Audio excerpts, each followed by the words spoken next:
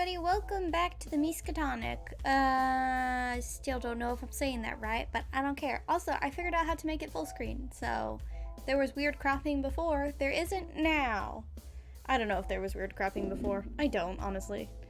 Let's go. The music in the starting area is kind of really loud, but then...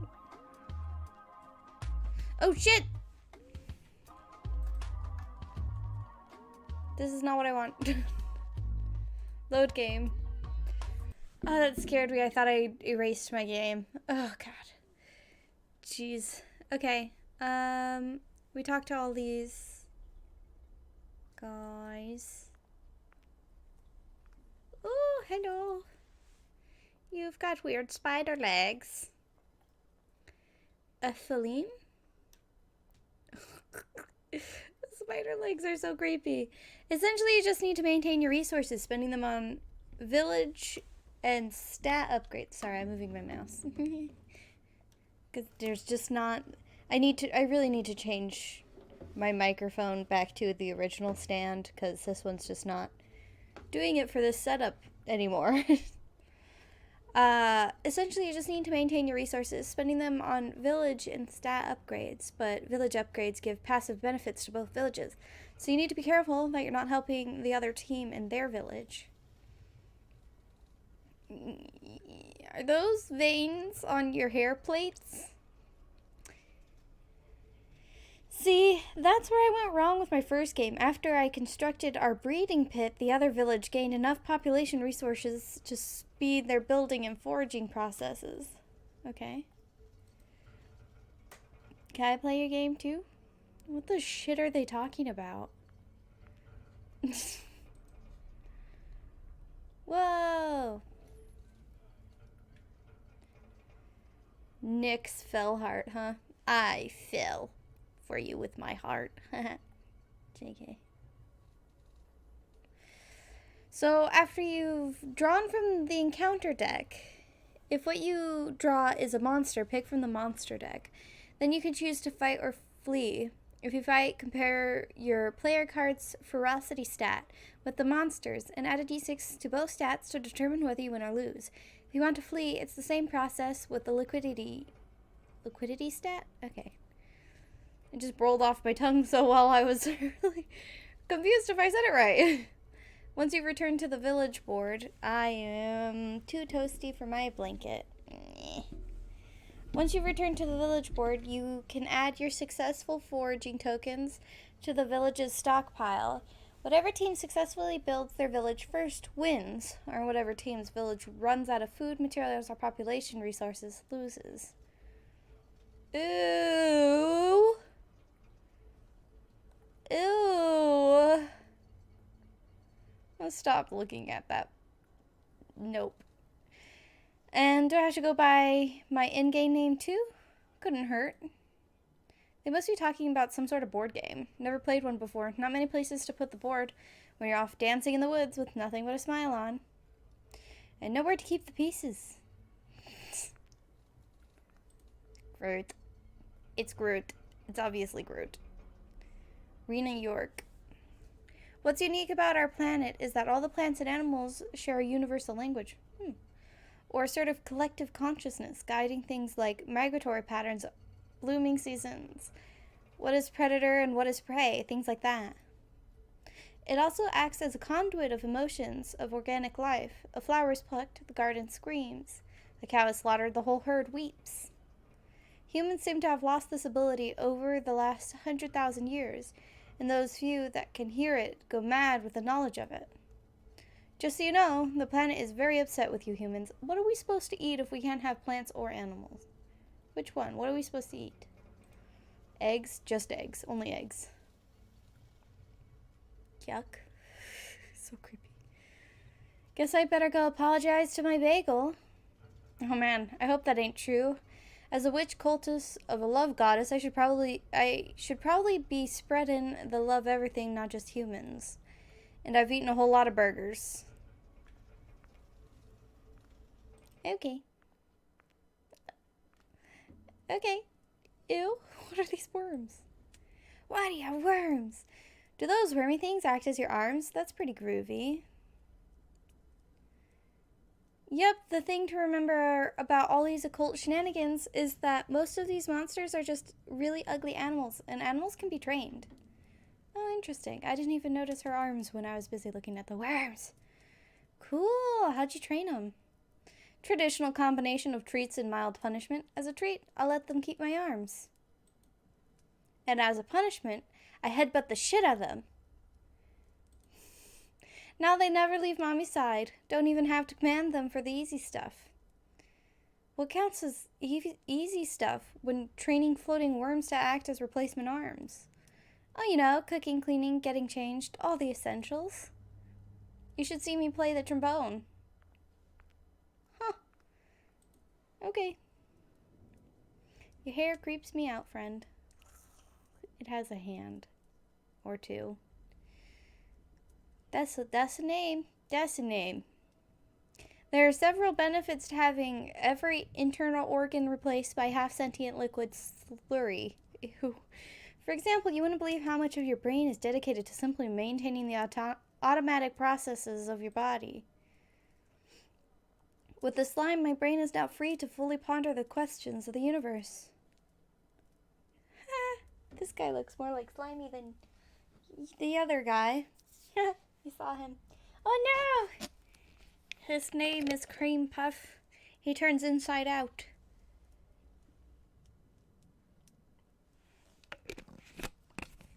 And he's my back cushion. Also, do you guys try these? Do you guys drink these, I mean? They're not very good for you. I prefer the light ones anyways, but they didn't have them. And I am very sad about it. But juice is juice, huh? Well, I gotta admit, you're putting a good spin on this. Still having to carry a handkerchief around to mop the incorrigible sludge out of my eye sockets is a drawback. Forget hygiene. You're at the Miskatonic. If you're only trailing black slime, you're practically cleaning up the place. Nothing gets an occult scientist down, I guess. Though, wouldn't his brain also be replaced by the goo? Wait, she wasn't involved in the conversation. Can we... Wait, I only clicked on him, but we talked to both of them. What if I just... Okay, no, okay. We did. Okay. If I do... Okay. So, she should be different, though. Okay. The geography building has probably the least dangerous lessons on campus, but also has the highest security. Can't have the public figure out where the plateau of Lang is, or worse, Relay? Why not? You know how some people can't help but get close as they can to the scene of a car crash? Imagine that car crash being a centralized supernatural apocalypse based in the Pacific Ocean. Folks would climb over each other to check that out. Yeah, I guess. I bet it looks pretty radical. Hello, tentacle friends. So what's with the folks changing their names for that board game people are talking about? It's to make the consequences of the game seem more real. A lot of people need an escape from work or their studies, and the game's a good way to do that. Huh, you think I could play with you guys? When I've got some time off or whatever. Depends, what's your in-game name gonna be? Thrust Powerful. Badass Barbarian. Saving sick wenches or whatever. Nope. Bye. Okay. Better than everyone else's dumbass names. Whatever. Who'd want to play a game where Thrust Powerful, the Badass Barbarian sounds non-canon anyway? Okay, Thrust. Ew, Bob. Bob! Ew. I don't like you, Bob. Ew. The more I look at you, the more I don't like you. Good afternoon, Charlotte. Are you ready for your first assignment? Sure. Lay it on me. Excellent. The Miskatonic has small research outposts located all over the world, dedicated to collecting and relaying occult data back to the university via radio. One such outpost is in New Orleans, where you'll be going. Okay, what happened in New Orleans? We're not sure. Our researcher is supposed to relay daily radio messages back to us, but hasn't checked in for several days. Your task is to go to the outpost and knock on the door. If he's there, ask why he hasn't been relaying data. If he's not, return and tell us. That's it? Knock on the door? Exactly. Under no circumstances are you to enter the outpost. Just knock and leave. Okay. So how do I get there? After a few, disasters, the government demanded that the Miskatonic experiments be completely sealed off from the outside world. As a result, every outpost in the country is interconnected by these tunnels. Help stop transporting creatures running off into the wilderness, see? Spooky. So, I'm walking to New Orleans? Oh no, of course not. You'll have a driver. Hi. Oh, it's Lizzie!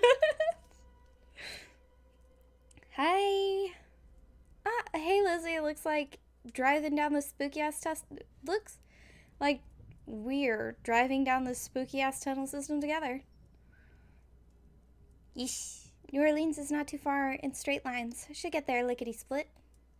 Wait, did she say lickety split? Have fun, you two, and remember, don't go into the outposts. Okay, see you later, Gianni. Wait, I'm not ready. Guess this is the place. Huh, that weird. Wait, let's go back. I'm gonna reload my save. Let's go into those other doors that I didn't go into before. I was saving them for last. But with the power of editing, we'll figure it out. Okay, that's not my room. That's my room. Okay, let's go here. Hey, Emily, do you guys have any books on advanced witchcraft? I want to keep fresh while I'm here. Hululu.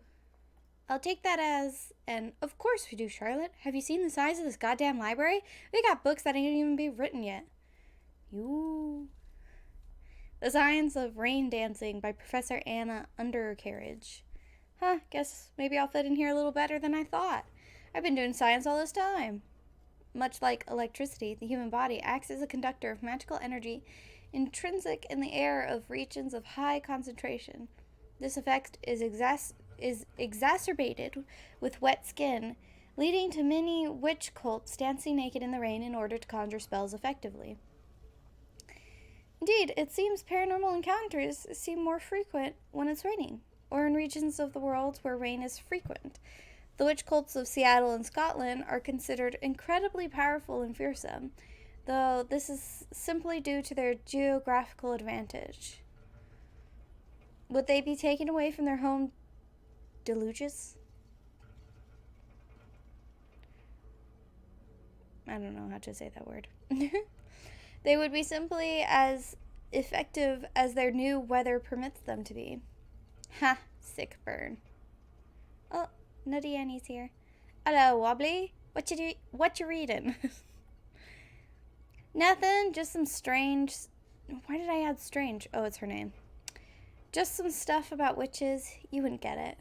Nah, probably not. That stuff's too cool and magical for a dumb old cannibal like Annie. No place for an ugly old purple blood like poor old dumb old cannibal Annie. Poor dumb Annie. Well, hey, come on, I didn't mean it like that. Hey, next time it rains, I could teach you a few tricks. How about it? Get you a pet frog, give it a couple extra eyes, what you say? That sounds fun, but can I make a suggestion? Sure, I guess. Rather than rain, can we dance around in buffalo sauce? I think I want a little zing when I bite your bum. Damn it, Annie, why don't you go bug someone else? 'Cause you're the only one that finds it funny? There's a difference between laughing at something because it's funny and laughing at something because it's ridiculous. Most folks run away from folks like me. They seem to take threats of being devoured quite seriously. And there's nothing I'd like more than watching you run away, Charlotte. Aw, you beat me to it. I get it. I don't know why it took me a second, but it did. Yeah. See you around, Annie. Okay. Nothing out there for me. My jurisdiction's right here. Although patrolling the whole university would probably be good for the old leg muscles. Get all toughened up in case of any sick monster attacks. That's Annie again. Can't stand a lean steak myself. Much prefer a pressed ham. Stop trying to make me laugh, Annie. It ain't gonna work. Annie, are you in here too? Ew. Is that a spinal cord? Spine? I don't know. Oh man, look at this sick, awesome thing. That, tough stuff, is a colony of cuttleworms, complete with the bloody spinal cord of their human host. They like to lay their eggs in city water pipes, and once consumed, they attach to the spinal columns of their hosts, eventually controlling their every move. Sort of like zombies, except, you know, a lot more screaming and begging for death. Very interesting species. That's a deceptively adorable name for the worst thing ever. I bet the boys a tenner that I could yank the spine out of this poor sod's mouth. Turns out the worms form a rock-solid grip on the host's brains while they're piloting him. Fingers here is gonna give him a prod. See if she can get him to let go of the bugger's melon meat. Ugh. Oh, here we go. Excuse me, I just had a dark thought. Encouraging that I slit my wrist, take off your trousers, and play your bum like the bloody bongos. The fuck? Probably better to use spare blood, eh? Sies la vie.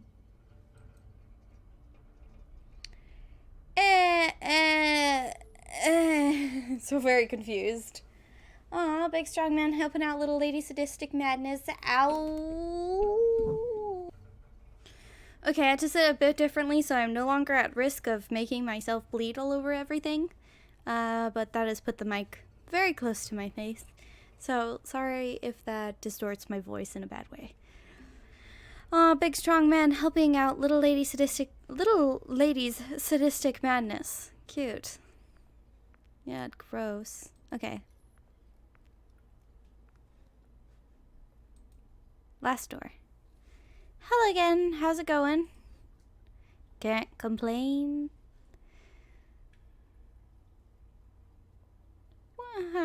Weird. So you're the one who taught the Ethereum to talk, huh? I guess, but I think he knew already. Hi, I'm... Wait, let me figure it out.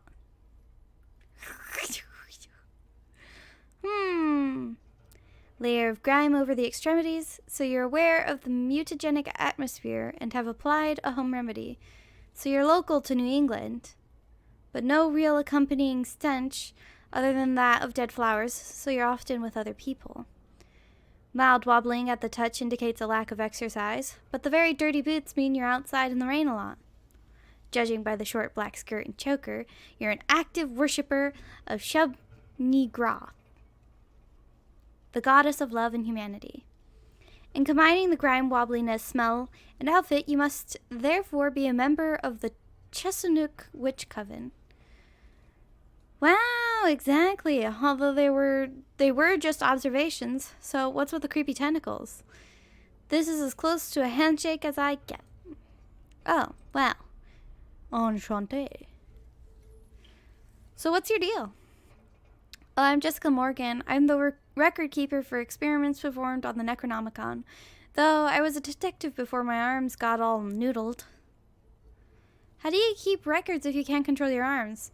With a handshake like that, how'd you hold a pen? What do you mean? I have perfect control of my arms. Oh. Well, it was nice meeting you. See you later, Ethereum. Bye, Spooky. Aw, it's so cute. For a giant blah blah blah blah blah blah blah monster. Now we're back to where we left off, before we made that short detour. Guess this is the place.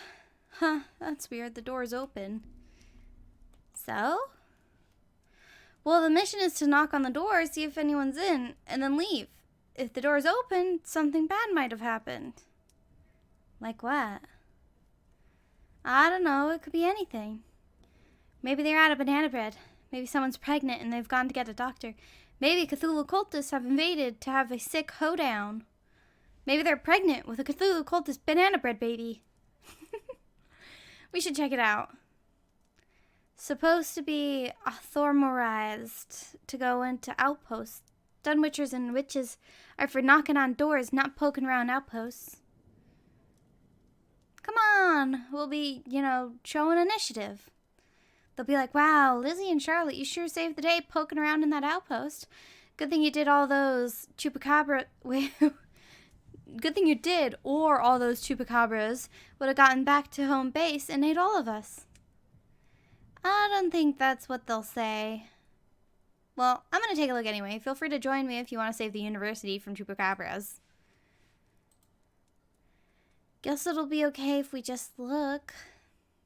Fear the goo. Fear the goo? Huh. Fear the goo. Written in goo. What good goo should I be fearing? Should I fear the goo? The goo fear the goo sign? Wait, what? Should I fear the goo sign is written in? Oh, okay. God, my brain just had to do so many front flips. Maybe it's peanut butter. Humans all allergic to, right? Only the ones who ate deliciousness. Nope. I think this is a warning about the same goo it's written in. Can't be that dangerous then if the warner preferred using it over, a pen. Maybe he has no pen. Maybe his pen is goo. Maybe that's why he's so afraidy. Because of pen goo. Guess there's only one way to find out. Let's keep going. Many jars of goo. That's a lot of goo.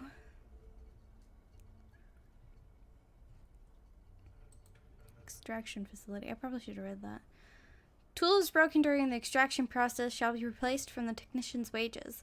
Extraction tools are for ooze, extraction only. As scrumptious as the inside of jelly donuts are, extraction tools are not a suitable method for obtaining said jelly. Okay. Shitballs. Yeah, there's something... Jesus. So... Jesus, I clicked through something. When I learned how to full screen the game, I also learned that you can't go back in dialogue if you accidentally click through something. You just gotta reload a save, so see you in a minute. Thank you. The door is locked. So there might be goodies inside. Eldritch goodies. Look, it says there, extraction facility. This must be where they're getting the goo. We gotta get in there. Why? Because if someone tells me to fear something, I like to know exactly where that something comes from and how to punch whoever made it in the head. Whoop some ass.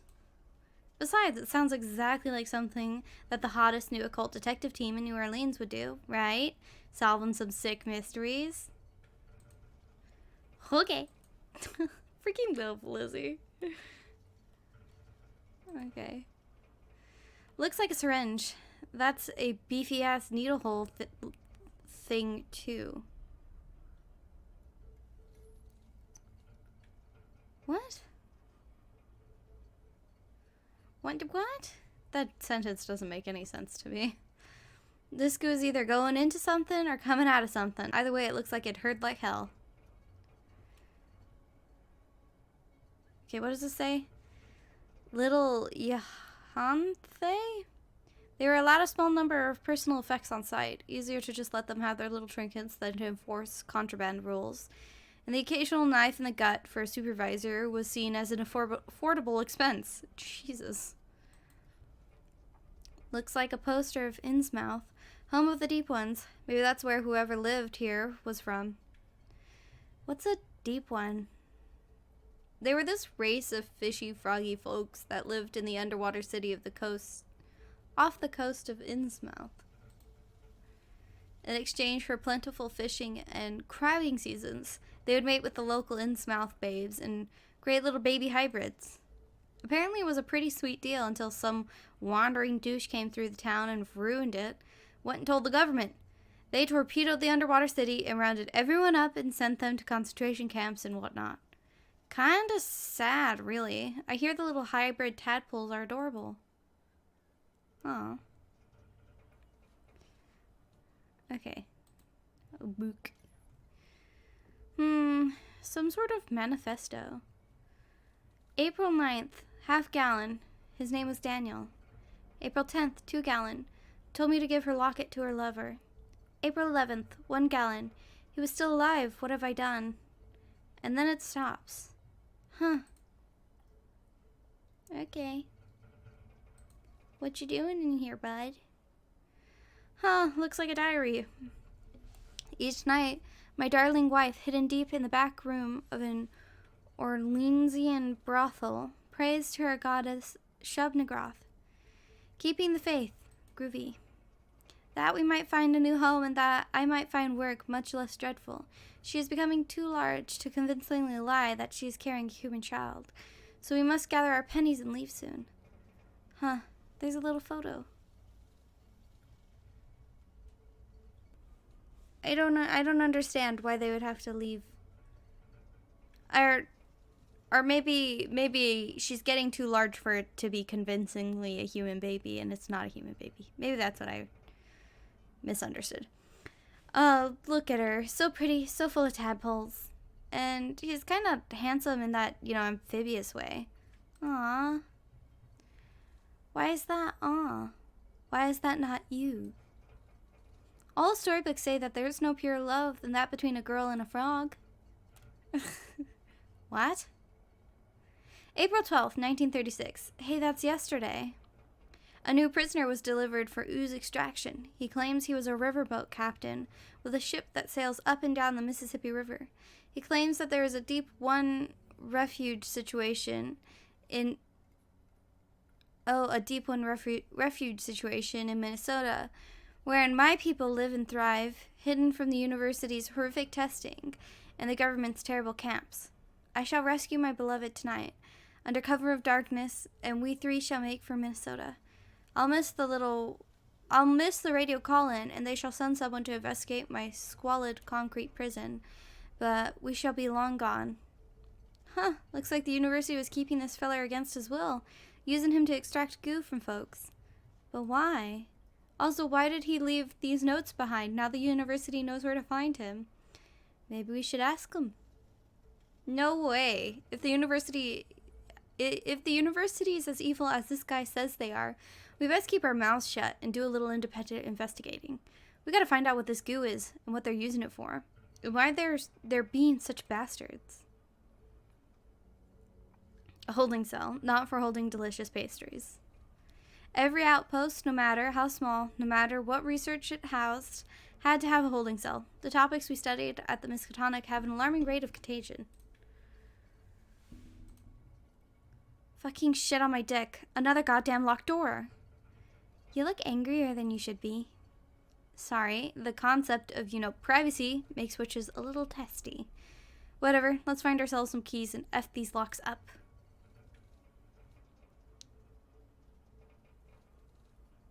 What is this? Little Yanthe. The deep ones could be manipulated in a way humans couldn't. They had what the brain cells called a deeper emotional intelligence than us. They would cry at the simple concepts of tragedy, so to threaten them with their own was viciously effective. That's sad.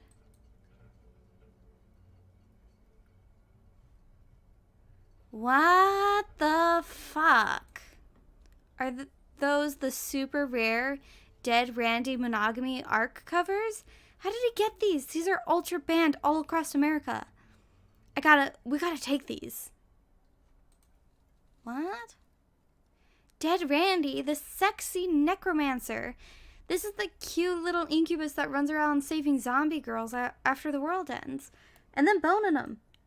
This story arc was written by my first coven den mother, Agnes G. Williker. It's the story of how this succubus girl, this purple girl here, wants Dead Randy all to herself. But while they're all mutual, Dead Randy gets sad that he's not boning mad dames. and him and the succubus girl learn that love should be shared with everyone, not saved for individuals. It's adorable. Why'd humans ban it? The same reason they ban everything. Folks were getting too cheerful. Promoting cultist ideologies, they said. Not sure how love everyone you can and don't be a douche is considered the same as, let's get Cthulhu to F the world up, but whatever. Plus, I guess Dead Randy's pretty rampant in this series. Hard to get that love everyone message across in a story about a nymphomaniacal blue midget without getting, vigorous. But the message was so awesome, completely true to our cult's mantra, and everyone in Chesapeake thought us witches were pretty groovy after these stories came out. Preach love and compassion, for the universe offers neither. They put that as our town motto after Miss Agnes wrote the series. I lost my mouse for a second. Come on, he's gotta have the hard copy somewhere. The girls in the coven will shit their minds when they hear what I've found. Okay, I guess.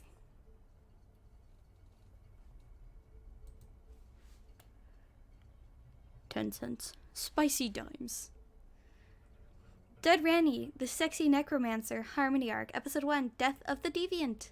Once again, Dead Randy finds himself expelled from the Incubus Academy of Hell for failing the not looking like a tiny idiot portion of the class.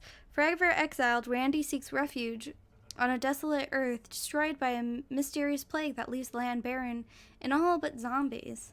Using his powers of necromancy, Dead Randy cobbles together another village made of bones and sinew, drawing zombies from all over the wasteland looking for a place to live. Once populated, Randy affectionately names his new town the Bone Zone. Aw, yeah. I peek a few cute zombies in that shambling horde. One-way ticket to the Bone Zone. Okay. Oh my god, she's missing a foot. Gross, her bone's like sticking out. Oh, her arm bones are also sticking out. Cool. Dead Randy, the sexy necromancer, Harmony Arc Episode 2, Damsel in Decay. With the Bone Zone completed and the zombie villagers settled, Dead Randy enjoys a life of carnal luxury. But with hordes of zombies come their arch enemies, the only living creatures left on Earth. Jesus, reading is hard. That's right. A pack of feral Pomeranians are attacking villagers of the Bone Zone, and when one of his lovely consorts are dragged away, it's up to Dead Randy to save her and drive away the feral pups. Man, he's humping the shit out of that zombie. I'm starting to understand why they banned this arc. Butts aren't supposed to fall off. Ew. Gross. Can we talk to Lizzie? No, I'm leaving without all those Dead Randy books. I must have them. Oh, okay. Sorry, my bad. Dead Randy, the Sexy Necromancer, Harmony Arc, Episode 3, Polyamorous Pollyanna. A new visitor from the underworld arrives in the Bone Zone, a salacious succubus named Sally. Who's Pollyanna, then? Marveled by his accomplishments, Sally becomes enamored with Dead Randy, demanding that the pair evoke their demonic job descriptions and become mutual lovers. Shocked at the idea that another demon could love him, and much to the dismay of the hordes of zombie girls, Randy vows to become Sally's boyfriend. Poor Dead Randy, seduced by the idea of exclusive affection. Like my dead mother always says, love 100 people and 1,000 people will love you back. Okay.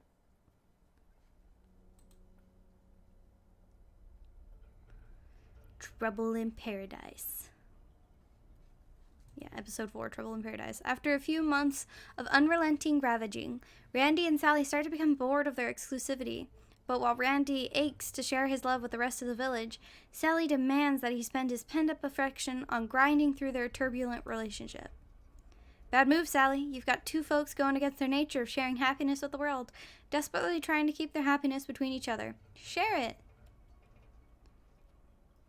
Okay. Boop. Monogamy? Madness. Dead Randy, the Sexy Necromancer, Episode 5, Monogamy Madness. Monogamy Madness. Finally, Sally and Randy see the error of their ways. After an amicable breakup and a promise to remain sharing a portion, albeit a small one, of their love between each other, Randy and Sally tear through the bone zone, vigorously loving everyone in their path. Aw, I love a happy ending. I guess the last 40 pages are just meant to, lock the message down. 40 pages. Not quite sure what the zombie butts falling off is supposed to represent, but I'm sure Miss Agnes nailed the metaphor, whatever it is. Okay, now it's just pervy. Well, that was fun. I learned about sharing affection with people I meet, being kind and caring, and learning not to judge others. Well, and how to bone mad zombie dames. Let's carry on with the investigation. Okay. Designated sleeping area. Look, before we go any further, let me just say, what we do at the Miskatonic is sometimes a little vicious, or a little sadistic, even objectively cruel, but it's necessary, alright? The universe is a writhing cauldron of unrelenting malice. We do what we do to make sure you don't realize that fact. Oh. I tried to click through the dialogue that didn't exist. A key to the holding cell. Let's head back to that locked door and check it out. Why has it got a rooster on it? Success! Now let's find out where this goo's coming from. Oh. What's that? It's a brain. A human one. With holes in it. Don't humans need their brains? Yeah. Yeah, they do. There's gotta be an explanation for this. The university stealing brains to extract weird orange brain goo out of them? I mean, why? What's the point? This is probably why they didn't want us in here. 'Cause of brain goo experiments. Yeah. We're gonna have to play it cool, figure out who we can trust in the university, and ask some questions. Well, Ruman's been there a while, and I know I could trust a fellow witch. And you could trust a fellow Lizzie? Aw, of course. Exactly. That's like half the facility right there. Besides, I'm sure there's a reasonable explanation for all this. We just gotta be careful not to get fired or for insubordination or treason or whatever. Come on, partner. Let's do us some sleuthing back at home base. Okay. So, Charlotte, how was your assignment? Good. It was good. Knocked on the door, waited around for a while, no response, came back home. And you didn't go inside the outpost? Inside? Oh, no, I didn't go inside. Was told not to, so I didn't. Just knocked on the door and left. Inside. You crazy. Right. Well, we'll send a team to investigate and search for our missing researcher. Thank you, Charlotte. We had no intention of sending you on an assignment so early. So, what do I do now? You return to your quarters and get some rest. Tomorrow you start patrolling the occult science building. Right. Well, talk to you later, Bob. Looks like we're in the clear, Liz. Are we still being detectives? Damn right, we're gonna get to the bottom of this. But for now, let's get some sleep and start investigating tomorrow. Okay, see you tomorrow, Charlotte. I'm gonna go pray to Yog-Sothoth. So difficult to say all these names. See ya, Lizzie. I love Lizzie.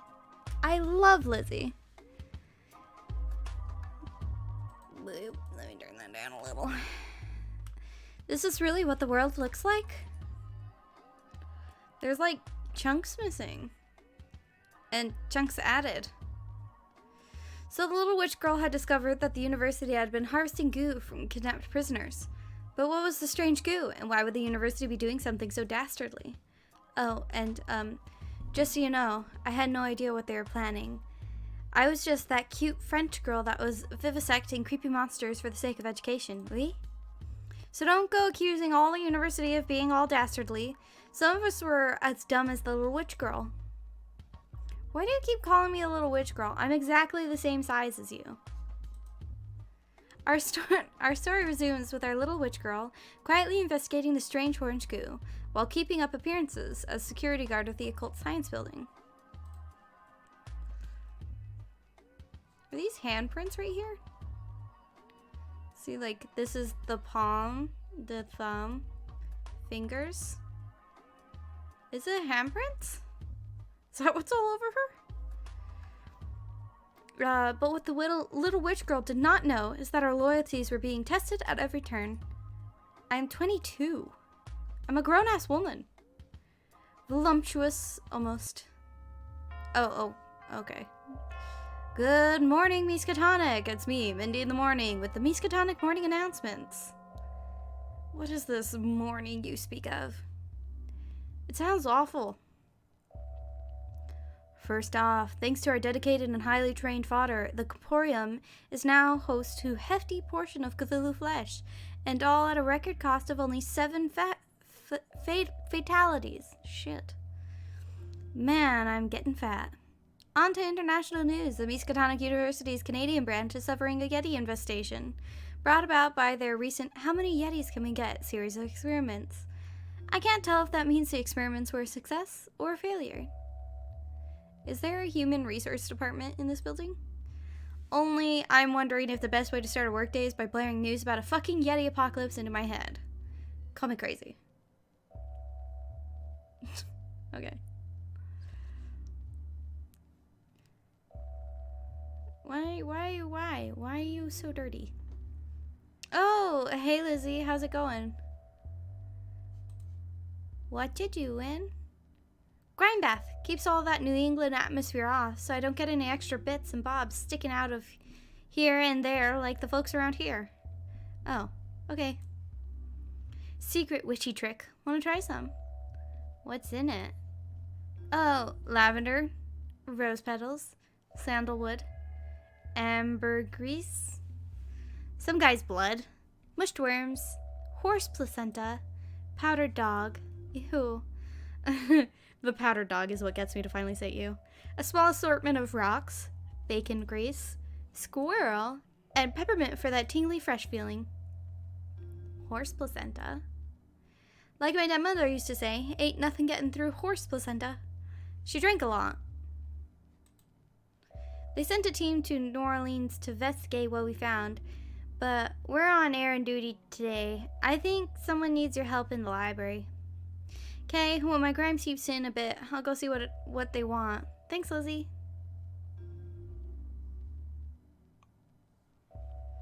Grime bath. Gross. Oh, Annie, I thought Mrs. Roth did breakfast. She's off catering some dopey executive bunch for the higher-ups, so I'm delivering today. Here's yours. Who is it? I don't know if I had a name, seeing as it's a bacon sandwich. I could ask if you want. Wait, really? It's like human food? No, it's a pig. No, I mean... Never mind. Thanks, Annie. No problem, my lovey. You want seconds? You can find me. Toodles. Huh. Guess Annie's not made up 100% pure aggravating after all. How about that? Well, apparently I'm needed in the library. Better get over there. Annie! Hello, Wobbly. Did you enjoy your little bacon sarnie? What? I did, thank you, Annie. What was the sauce on it? It was super scrumptious. Ah, that's a secret English sauce. I smuggled some in under my fabulous petticoats. You don't wear petticoats. What are you talking about? Back home, we simply call it brown. Ah, shab. Don't tell me. It's made out of, like, shredded freckles and ripped out throats or something. Am I gonna get sharp teeth and purple blood, Annie? No. They made brown sauce before the great funnening. It's made out of vinegar and molasses and all that. Tastes great on cooked arse, though. Oh. What's the great funnening? When everything got fun. Used to be really boring before everyone went a little nuts. Should have seen me playing badminton in my ugly arsed white dress, being courted by the local boys in plaid waistcoats and coiffed hair, pims and pickle on cocktail sticks, picnics on the weekend at the park, bus to town comes every hour, please and thank you, routine and pleasant. Bloody tedious. I don't know, that sounds kind of nice. You should see it now. That bus route? Now the bus is covered in spikes, and the driver trades his roadkill for a night with the pie maker's brother. The badminton courts are now communal barbecue pits, where whole villages get together and cook burgers out of the football team from the next town over. The local boys wear nothing but a smile, and the local girls use their white dresses to dress nothing but bite wounds. No bastard Bobby's bopping you on the head for pissing up the wall for the local pictures. We ate them first, of course. Gross. Why'd you eat them first? There's a lot of fun to be had when you're in it for yourself, my lovey. Huh. Well, apart from the cannibalism, that doesn't sound too bad. Shame about all the cannibalism. Wow. Oh, right. Rooms, libraries. Oh, shit. I probably should have walked around first before going straight to the library. Oh, well. But that reminds me that I should save. In case I have to go back for some unforeseen reason. Hey, guys, you wanted to see me? Ah, witch girl. You wouldn't happen to have any more secrets to divulge? Let me think. Oh, I discovered I had magic eyes when I was 9, the day I left school to become a witch. I sneezed in class and liquefied my home ec teacher. You have magic eyes? What do they do? Well, I don't have much control over them, but basically I do this. She just does it.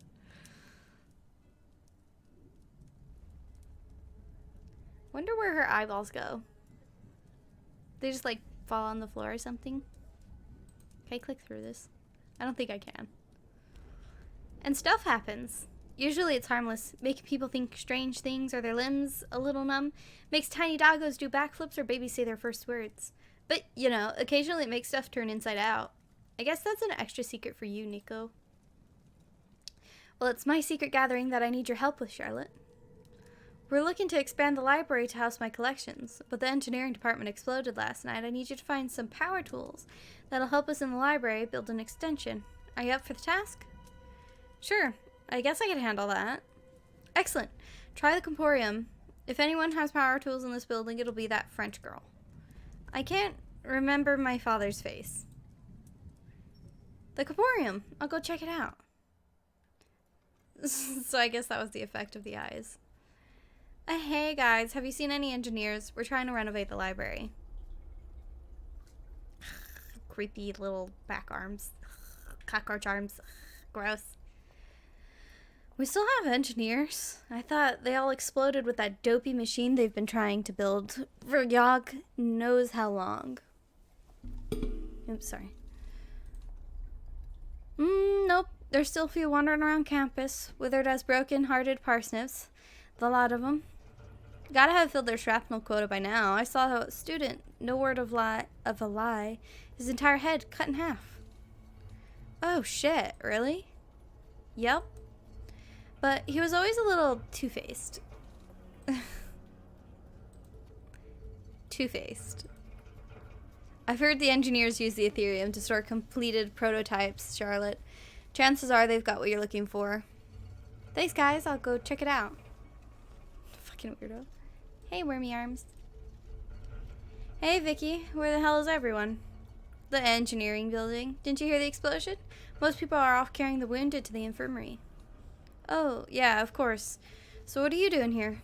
Well, I don't have any arms. Ah, lucky break, huh? Well, it was more of a lucky ripping off and eating. Gross. Sup, well, man? How's the science? Vicious and unrelenting. Radical. Hey, Jess, I'm told there's some sort of engineering project one of the guys left here. Do you think the library guys could borrow it? Huh? Oh, yeah. Oh, she could write with two tentacles? That's cool. It's over there. Did you find it? It's some big ugly... What the fuck? What is that? What is that? What is this thing?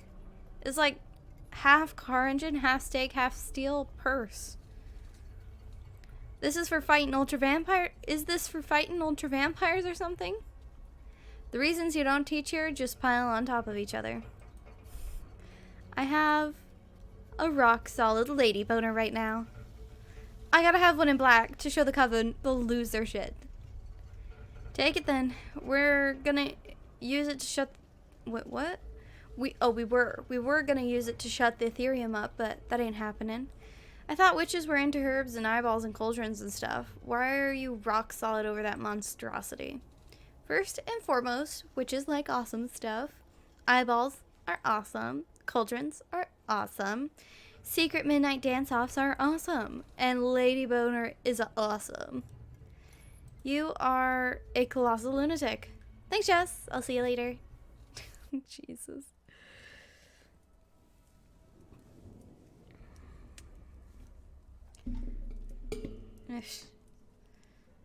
Alright, hello. Amelia. Hey, Spooky. Nico's waiting for you in the library. Is that the thing? Yep. Glorious, ain't it? If you say so. Looks like something they'd build for fighting ultra vampires. I know, right? Hey guys, I got a thing. Ah, Spooky Girl. With the engineers taken ill, we decided to use the shredded remnants of their department to store Nico's archives. Just until the engineers, start existing again. Yep, we won't need to renovate the library until they restart their technical cores, which requires students with arms and or legs. Does that mean I get to keep the thing? Wait, are her eyes changing color? Help yourself. What are you going to do with it? Yeah, I don't know. I just want to look at it. Well, good luck with that. Yeah, they are. They're green now. And then they're purple when she looks down at it. All giddily. Okay, job done. I'll put this in my room. Do a quick patrol and start my private investigating. Okay. Well, that's the hour mark for me. I'm just probably going to edit some stuff out and be a little less than an hour. But, it's important that I save my voice. Because then I could record more. It makes sense. Don't think about it too hard. Thank you all for coming out and playing with me. I had a ton of fun. And I'll see you all in the next one. Bye!